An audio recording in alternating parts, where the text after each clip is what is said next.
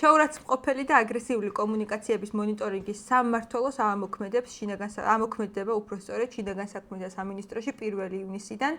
ამის შესახებ ალექსანდრე დარახველიძემ განაცხადა, შსს მინისტრის მოადგილეა, თუ ვინმეს არ გეცნოთ სახელი და გვარი მისი. მისივე თქმით, სამმართველო უნდა ფუნქციონირებდეს ადამიანის უფლებების დაცვის დეპარტამენტის კოლგის ქვეშ. მამუკა მდინარაძემ რამდენიმე დღის წინ ბრიფინგზე განაცხადა, რომ შინაგან საქმეთა სამინისტროში შეიქმნება სპეციალური სამმართველო, რომელიც ძირითადი ფუნქციაც საჯარო სივრცეში სიძულვილის ენის შეურაცხმყოფელი კამპანიებისა და აგრესიული კომუნიკაციის სისტემური მონიტორინგი იქნება. სანამ დაიწყებ ხა მაგაზე საუბარს, მე სრული პასუხისმგებლობით ვაცხადებ და თუ გინდათ ჩათვალეთ ამბიციურად, აი მე მაქვს პრეტენზია, რომ მაგ სააგენტოში, მაგ კონკრეტულ სამმართველოში, სკროლ-სკრინვის სააგენტოში აი თუ ვინმეს ეკუთვნის საპატიო ადგილი, ნუ ერთი-ორი კი მეგულება, მაგრამ ის დაბალი რანგია უფრო. თუ ვინმეს ეკუთვნის საპატიო ადგილი, აი ეგ ვარ მე. რო დაიწყო ეხა ტექსტი, მე მეგონა რომ მე როგორც ჟურნალისტი სიტყვის თავისუფლების შეზღუდვას არ გაუჩერდები და აბა დაბასაქმეთო ლაპარაკი დაიწყო რა არის. სამთულეში მე რომ მომცე ეხა მაგის ბერკეტები რა ერთო აპლიკაციას მივაშლიდი საერთოდ რომ ქვეყანა ვეღარ გამოიყენოს, იმიტომ რომ იმ აპლიკაციაში შედიხარ ქვეყნის სახე ჩანს, რა მძიმე მდგომარეობაში ვართ, მაგრამ მე მაქვს ამბიცია ჯანსაღი ოღონდ, ვისაც გინდათ არა ჯანსაღად ჩახო. ჩემი გადმოსახედიდან ჯანსაღი, რომ მე მაგ სკროლ-სკრინვის სააგენტოში საპატიო ადგილი მეკუთვნის. თუ გინდა მოადგილის, ხელმძღვანელის პირველი მოადგილის. აი დარწმუნებული ვარ, რომ ჩემზე კარგად გავიგეთ, რომ ეს ამონიტორინგებ სოციალურ ქსელებს სამოხალისეო საწყისებზე, მაგრამ მოდი ახლა კონცენტრირდეთ მართლა საქმეზე რა. ესე იგი, რა არის აქაც ჩემი აზრით მნიშვნელოვანი და ძაღლის თავი სად არის აქ დამარხული რა. ისევ როგორ იფუთება შემდეგნაირად. აი ჩართავს ადამიანი მაგალითად TV იმედს და რა განწყობა ეუფლება, ანუ რას უყვებიან, რომ ინტერნეტ სივრცეში ხო ხედავ როგორ ილანძღება ხალხი და ნუ ტიპი უყურებ და კი კაცო ხალხი ილანძღება მართლა რა უბედურება არა, რეებს ლაპარაკობენ ეს ხალხი და ჩვენ მაგას აღყვეთავთ და ეს ტიპი უყურებს და რავი ახლა ძილობა თუ იქნება და მოწესრიგებული თუ იქნება და რა ჯობია ახლა მაგას მე მგონი კაი ხდება ხო ანუ კაი უნდა ვაკეთოთ სუდი ხო არ უნდა ვაკეთოთ ტიპის განწყობაზე დგება. ოღონდ მანდ არის ერთი პრობლემა რა. კოლექტიური ნუნუ ბიცოლას ან რაჟდენ ბიძიას მიმართ ვინმე თუ დაწერს სოციალურ ქსელში სიძულვილის ენის შემცველ რამე კომენტარს არავინ მაგაზე არავის არ დაიჭერს. მე მინდა რომ წინასწარ აგიხსნათ ამ კანონის მოქმედების იერარქია როგორ იქნება აწყობილი. ნახეთ, ეს იქნება დავხაზავ, ხა პირამიდა, ნახეთ.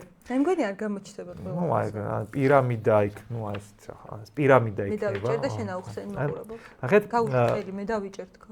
გააჩერდი გოგო ვერ ხედავ, მე ვერ დავწერ ან პირამიდის თავში წარმოდგენილი იქნება სუბიექტები, რომელზეც რამე რო დაწერო, ეს კანონი იმუშავებს უეჭველი. ეს არის, ნუ, ბიძინა ივანიშვილი და არა, მარტო ბიძინა ივანიშვილი და მისი ოჯახის წევრები. ეგ იქნება გარანტირებული მოქმედების და კანონის ამუშავების უეჭველი, ასე ვთქვათ, ლოგიკა. ქვემოთ იქნება უკვე ან მინისტრთა კაბინეტი და პრემიერ-მინისტრი, სადაც იქნება დაახლოებით, ნუ 10%-იანი შანსი, რომ შენზე ამუშავდეს, აი თვალში თუ ვიღაცას არ მოუვიდა, ანუ აი კოლექტიური გიგამაქარაშვილები თუ მთავრობა, ანუ ეს არის 100%-იანი, ეს არის 10%-იანი. ანუ ამ 10%-იანში კოლექტიური გიგამაქარაშვილი თუ შემორჩათ, მაშინ დაიჭირა. ხო, ანუ ვიღაცა ცნობილი თუ მთავრობას განაცხავს მაგ დროს იმუშავებს, ვიღაცა ეხა ჯემალ სამჭკუაშვილი თუ რაღაცას დაწერს, მაგას დაიკიდებენ. და ქვემოთ იქნება კიდე აი ესეთი ყველა დანარჩენი ყველა რომელზეც მუშაობის ალბათობა იქნება 0.01%. ეგ 0.01%-ის ალბათობა იქნება რატო იცი? აი ვინმე ვინც ილანძღება კონკრეტულად ის თუ არის დასაჭერი მოუნახავენ ახლა ვინმეზე ცუდი თუ აქვს ნათქვამი და პროსტა ის თუ არის დასაჭერი მაგიტო ამუშავდება. მოკლედ, ეს კანონი იმუშავებს მარტო პოლიტიკურ ელიტას. ანუ ამ პირამიდის ფარგლებში ეს ცოტნე ივანიშვილის TikTok ყალბი გვერდი რო გადაგზავნეთ უკვე ამუშავდა, ანუ ჯერ კანონი არ ამუშავებულა, მაგრამ უკვე ამუშავდა და მთავრობაზე იქნება აი როგორ იცი ახლა ხანდახან იმუშავებს ხოლმე და დანარჩენ ადამიანებს ვისაც გონიათ რომ ხალხო რაღაცა სიწყნარე სიმშვიდე და მოწესრიგებულობა დაიდა სადგურებს არა. მე მინდა ახლა ვისაუბრო ჩემს პირად მაგალითზე, იმიტომ რომ მე შემხვდა ჩემთვის საკმაოდ საპატივცემულო ადამიანების, არა საპატივცემულოც, მაგრამ ისეთი ადამიანების განცხადებები, რომლებმაც ჩათვალეს, რომ ეს ცვლილება მათ დაიცავთ სოცქსელში სიზურვილის ენისაგან. რა თქმა უნდა, ახლა არ დამიწყია საქმის გარჩევა და ასე შემდეგ და მტკიცება იმისა, რაც ჯერ არც მიღებულა და არც ამოქმედებულა, მაგრამ მე გაგახსენებთ თუ იმეს არ გახსოვთ, ეგეთივე მდგომარეობა და ეგეთივე სიტუაცია არსებობს ჟურნალისტურ საქმიანობაში ხელის შეშლის შემთხვევაში. მოკლედ, ამ კანონით და ამ მოცემულობით ჟურნალისტის საქმიანობაში ხელის შეშლა შენზე თუნდაც განხორციელებული მუქარა. კარგად გაითავისეთ ეს სიტყვები ზოგიერთებმა, მუქარა. და ასე შემდეგ ჟურნალისტურ საქმიანობაში ხელის შეშლა რაღაცეების ზედმეტის კადრება და ასე შემდეგ არის დასჯადი წესით და კანონით თუ ჟურნალისტი ჩივის ხო და მოკლედ ახალი დაწყებულია უკრაინის ომი ამას ისე უყვები ხო იცი დიდი ხნის მერე შვილიშვილებს რა უყვებიან თუ რაღაც ახალი დაწყებულია უკრაინის ომი და ეთერში მყავს პატივცემული პატა ზაქარიაშვილი. საერთოდ ვერ წარმოვიდგენდი ოღონდ რომ ის კონკრეტული ჩემი სიტყვები ამ ხელა ამბავს გამოიწოდა. ზოგადად არც წარმომიდგენია ხოლმე რომ რაღაცას რო ვიტყვი მე გამიშგვამაკავი ატყდება, მაგრამ რას თურმე სადაუბანალობ. ხო და მოკლედ ამ კაცთან თქვი რომ ახლა რასაც ყველა ამბობს რა რეალურად რომ ამ რუსეთთან მაინც და მაინც მწყობში ვერ მოქმედებს ეს კოლექტიური დასავლეთი და მესამე მსოფლიო ომი უკრაინის გამო არ დაიწყება ხა არ იმაში ვერ უკაჩავენ იმ მომენტში პუტინს ესე დგას სიტუაცია დღესაც კი ეგრე დგას მაგრამ მაშინ ეგ იმდენად რთული წარმოსადგენი იყო რომ ამ პატივცემულმა პატამ მოჭრა რა ეს მთელი ჩვენი ინტერვიუ, რომელიც იყო თუ არ ვცდები 10 წუთი მაქსიმუმ რა მნიშვნელობა აქვს, დადუამ თავის Facebook-ზე და ერთმა ნაძირალამ სახელით დამავიწყებს, მე ხო არაფერში არ გამოვდგები, რომ დამჭირდეს აწიხო შენ. რო ამბობ აგერ სკროლა სკრინვის იმაში მინდა მუშაობა, აგე სახელით არ გახსოვს შენ გაგიცანოს. არა, აი ხედავ მე პირადი მოტივებით არ ვიმუშავებ მე მანდ და უფრო კარგი თანამშრომელი ვიქნები, გეშლება ეს შერავაც. ხო და მოკლედ ამ ვიგინდა რა ავაზაკმა გააზიარა ეს პოსტი, ბატონი პაატას პოსტი. მე ობიექტურობისთვის მე იმასაც ვიტყვი რომ ბატონმა პაატამ ისიც შემომითვალა ჩვენი შუამავალი ახლობელი ადამიანისგან რომ წარმოდგენა არ მქონდა იგეთი რაღაც თუ მოხდებოდაო და ჩემგან ბოდიში თქვენო და ამით დასრულდა ჩემსა და მას შორის რაღაცა უთანხმოება. ამიტომ ბატონ პაატას ხა ჩემგან ნუ გავანწყობთ თუ რამე პირადი უთანხმოება გაგვთ თქვენთვის და მით მიაგზა. ხო და მოკლედ ამ ვიგინდა რომ გააზიარა ეს პოსტი და ატყდა გამიშვი გამაკავე უშვი ქოჩორს ხელი და მიდი მოდი ვარ აი გადამიარეს ამას არ ქვია აქ იყო მუქარა შანტაჟი შეურაცხყოფა ძალადობისაკენ მოწოდებები ოღონდ როგორი ადამიანებისგან იყო იცით ძალადობისაკენ მოწოდებები აი გარეთ რომ უპატრონო ძაღლი არის და ვაიმე ზაწყალი ძაღლი წავიყვანოთ ხალხო ვუვაროთ ცხოველი ხო ჩვენი 4 ფეხა მეგობარი ხო და დავიცვათ და რაღაცა გაიყინება გარეთ და იგივე გოგო ნუ იმას გოგო არ ერქვა ის ალქაჯი უფროა აი ის იგივე წარმონაქმნი ფექავარდოსანიდესა და მაგის ფოტოები სხვათა შორის ერთ ნუ მოვიკითხო მე კიდე თუ აქ აი იგივე წარმონაქმნი მე ქვემოთ წერს ჩემი ვიდეო აქ აზიარებული და წერს ამას ცოტა ყველა მისე რო ვცემოთ რომ ვეღარ იცნოს პატრონმა და სახე რო ჩამოვუყოთ და საერთოდ რო დაკარგოს გათხოვების შანსი და ასე შემდეგ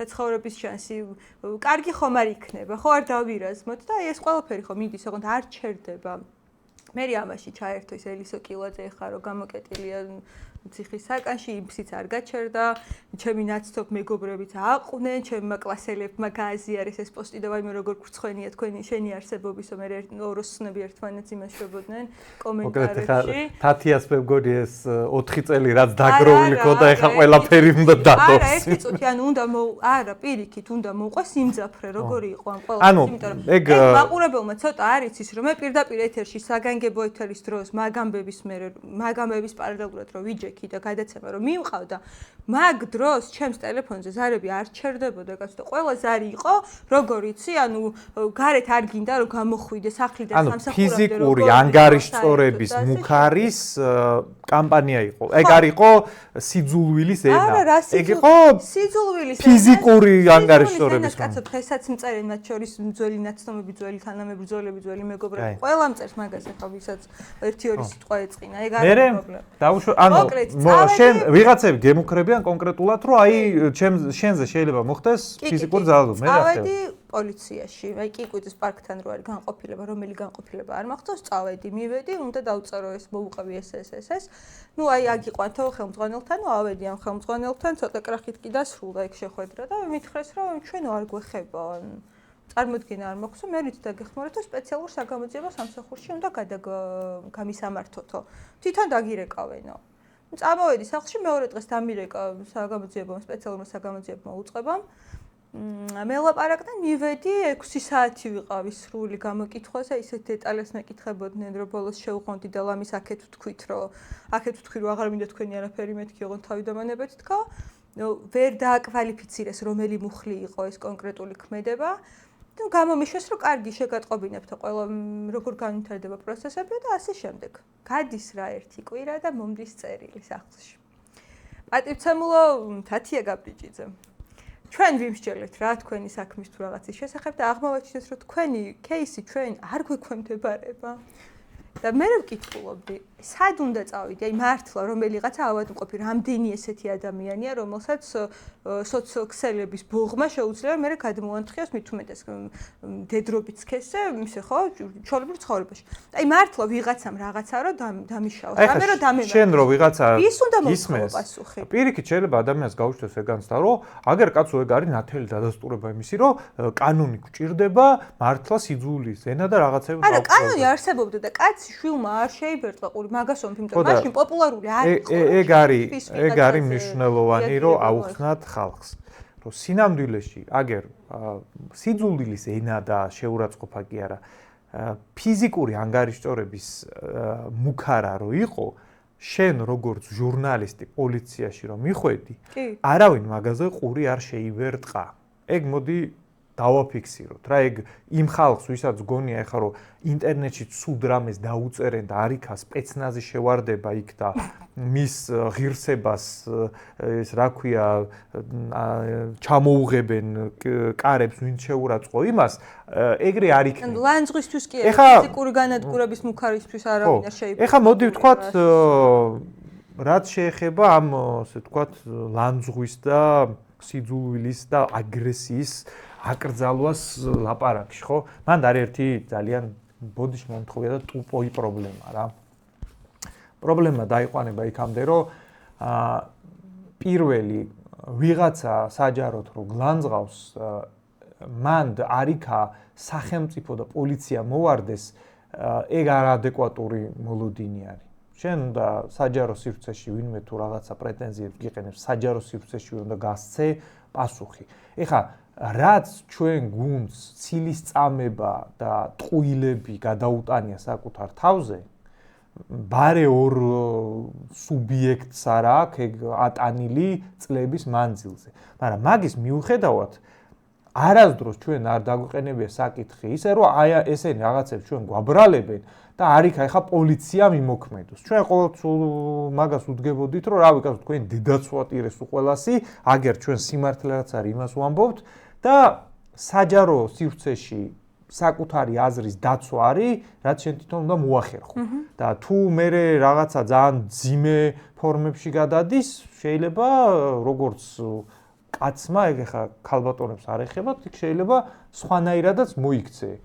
ეგეც გასაგებია, შეიძლება ეგ არ იყოს რაღაცა ნორმატიულ ფარგლებში და მე რა ვიცი ხა რაც ნეგატიური შედეგები დადგება, ეგეც აიღო საკუთარ თავზე, მაგრამ მაგაზე არსებობს ერთი ქართული ანდაზა, რაც მოგივედავითო, შენი თავით. ხო, მაგრამ შენ თუ მოლოდინი გაქვს, რომ ვიღაცამ ჩემზე თქვა, რომ ცუდი ადამიანია, ჩათლახია და არ იქა პოლიცია მივარდეს ახლა და ეგ დასაჯოს, არაადეკვატური მოლოდინია ერთი და მეორე რაც გითხარით, აი ეს იქნება რა, სინამდვილეში.